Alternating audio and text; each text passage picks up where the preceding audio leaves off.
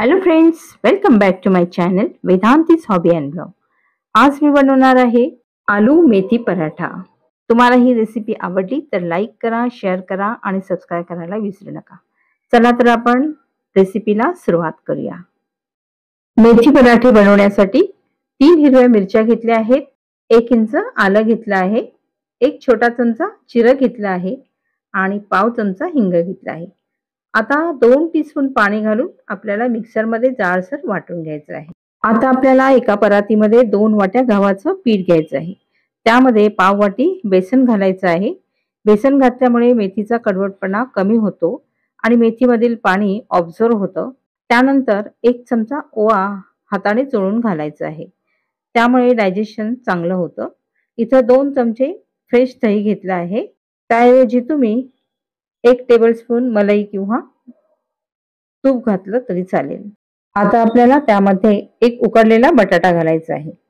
बटाटे छोटे असतील तर 2 बटाटे घ्या. बटाटा किसणीने किसून घालायचा आहे.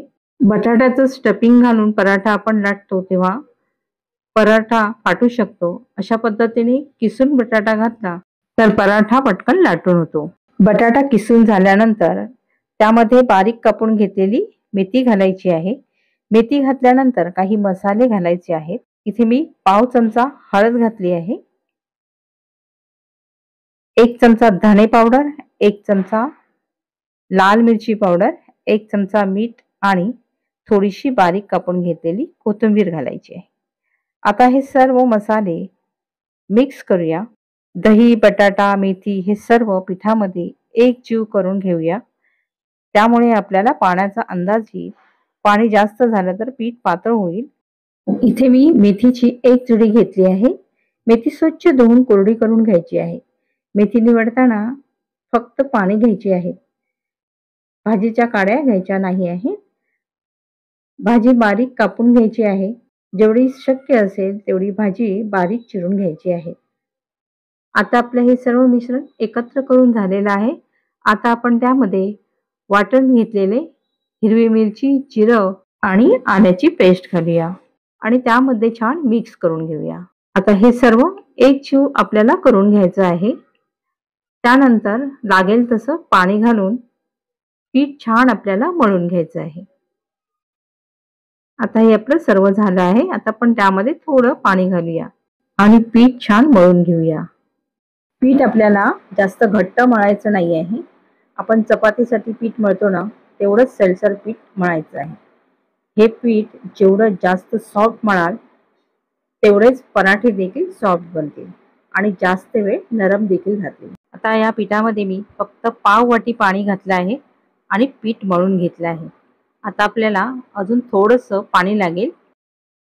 आता आपण त्यामध्ये 2-3 टीस्पून पाणी घालूया आणि पीठ छान मळून घेऊया. अशा पद्धतीने आपल्याला छान पीठ मळून घ्यायचं आहे. आता हे आपलं पीठ मळून झालं आहे. आता आपण त्यामध्ये 2 चमचे तेल घालूया. 2 चमचे तेल घालून तेलामध्ये छान पीठ मळून घेऊया. अशा पद्धतीने पीठ आपल्याला एकदम सॉफ्ट मळून घ्यायचं आहे. आता आपलं पीठ छान मळून झालं आहे.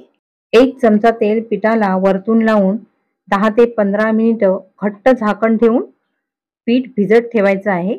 10-15 मिनिटं झाली आहेत. पीठ परफेक्ट झालेलं आहे. छान सॉफ्ट झालं आहे. चपातीपेक्षा थोडा मोठा पिठाचा गोळा घ्यायचा आहे. आता पिठाच्या गोळ्याला गव्हाचं पीठ लावूया. अशा पद्धतीने सर्व बाजूनी पीठ लावायचं आहे आणि चपातीप्रमाणे पराठा लाटून घ्यायचा आहे. पराठा लाटून झाल्यानंतर त्याच्यावरती तूप लावायचं आहे आणि तूप पसरवून घ्यायचं आहे. आता पराठा फोल्ड करायचा आहे आणि त्यालाही परत तूप किंवा तेल लावायचं आहे आणि त्याला फोल्ड करायचं आहे. आता परत गव्हाचं पीठ लावून पराठा त्रिकोणी लाटायचा आहे. पराठा लाटताना चपातीप्रमाणे पातळ एकसारखा लाटायचा आहे. पीठ व्यवस्थित भिजलं की सर्व मसाल्याचे फ्लेवर पिठाला लागतील आणि पीठ छान भिजले की पराठे लाटताना पराठ्याच्या काठा फाटत नाहीत आणि पराठे देखील अगदी सॉफ्ट बनतील. आता आपला पराठा छान लाटून झाला आहे. पराठा आपण भाजून घेऊया. तवा जास्त गरम करायचा नाही आहे. पराठा 1 ते 1.5 मिनिटं एका बाजूने छान भाजून घ्यायचा आहे. त्यानंतर पराठा उलटवून घ्यायचा आहे. 1-1.5 मिनिट झाला आहे. आता पराठा आपण उलटून घेऊया आणि तूप लावून घेऊया. एका साईडला छान तूप लावल्यानंतर आपल्याला पराठा परत उलटून घ्यायचा आहे आणि दुसऱ्या बाजूलाही आपल्याला तूप लावून घ्यायचं आहे. तुम्ही तूप, तेल किंवा बटर सुद्धा लावू शकता. मी ते तूप वापरलं आहे. आता आपला पराठा छान खरपूस भाजून झाला आहे. आता आपण दुसरा पराठा लाटून घेऊया. अशाच पद्धतीने एक स्क्वेअर पराठा आपण बनवूया. चपातीप्रमाणे पराठा गोल लाटून घ्यायचा आहे. त्याला तेल किंवा तूप लावून घ्यायचं आहे. मी तुपाचा वापर केला आहे. तूप पराठ्याला सर्व बाजूनी लावून घ्यायचं आहे आणि वरून थोडंसं गव्हाचं पीठ लावायचं आहे आणि चारही बाजू फोल्ड करून चौकोन बनवायचा आहे आणि पराठा स्क्वेअर लाटून घ्यायचा आहे. अशा पद्धतीने आपल्याला पराठाचा स्क्वेअर बनवून घ्यायचा आहे आणि चौकोनी पराठा आपल्याला बनवायचा आहे. आता आपला हा स्क्वेअर बनवून झाला आहे. त्याला गव्हाचं पीठ लावून स्क्वेअर शेपमध्ये आपल्याला लाटून घ्यायचं आहे. पराठा आपला लाटून झाला आहे. आता आपण तो छान भाजून घेऊया. पराठा भाजत असताना गॅस कमी किंवा जास्त मोठा ठेवायचा नाही, मध्यम ठेवायचा, म्हणजे पराठा छान खरपूस भाजतो. आता पराठा आपण छान भाजून घेऊया. दोन्ही बाजू छान खरपूस भाजून घ्यायचे आहेत व दोन्ही बाजूला तूप किंवा बटर लावायचं आहे. तेल लावलं तरी पराठा छानच लागतो.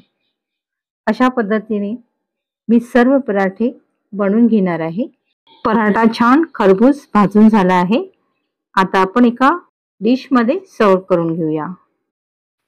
हा पराठा तुम्ही लोणचं, चटणी किंवा सॉस बरोबर सुद्धा खाऊ शकता. खूप टेस्टी होतो हा पराठा. एकदा नक्की ट्राय करा. तुम्हाला ही माझी रेसिपी आवडली तर लाईक करा, शेअर करा आणि सबस्क्राईब करायला विसरू नका. परत भेटूया एका नवीन रेसिपी सहित. तोपर्यंत take care. Thank you for watching.